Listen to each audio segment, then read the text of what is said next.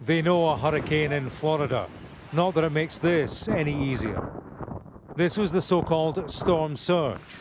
In Cedar Key, water several feet high was thrown ashore as the hurricane made landfall. Florida was a state blown sideways once more as Idalia blew in. This was the main bridge to and from the city of Tampa, closed due to flooding as waves crashed over the roadway. Hundreds of thousands of people were without electricity. We filmed one reason why. Branches blown onto power lines caused power outages across the state.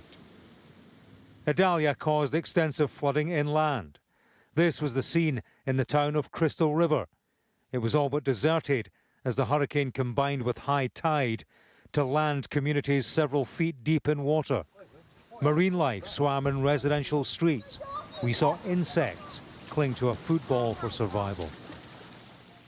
Amidst guidance to evacuate, there were residents who'd chosen to stay put, like Leslie Garrison and her family, fighting a losing battle against the floodwater. The hurricane was nothing. It's the flooding you have to worry about. So once it floods your house, it's a pain. It really is. Even though you have insurance and everything, it's still not enough.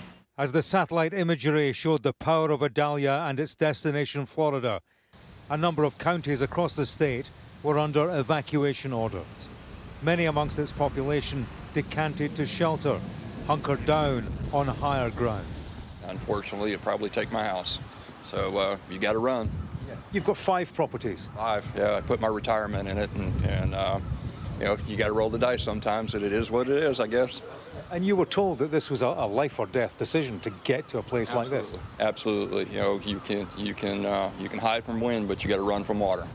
Of course, they're familiar with hurricanes in Florida. There is a hurricane season here. But in the days before Hurricane Idalia, people in parts of this state were warned they would be facing some of the worst weather conditions they'd ever known.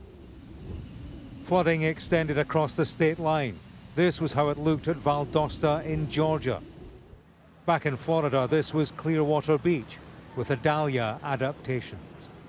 The impacts of this storm are being felt throughout the southeast, even as it moves up the eastern coast of the United States, affecting Georgia, South Carolina, North Carolina. And we have to remain vigilant, and there's much more to do. The damage has been widespread here. Its full extent will become clear after the hurricane has blown through. Only when they resurface in the Sunshine State will they know its full impact. James Matthews, Sky News, in Crystal River, Florida.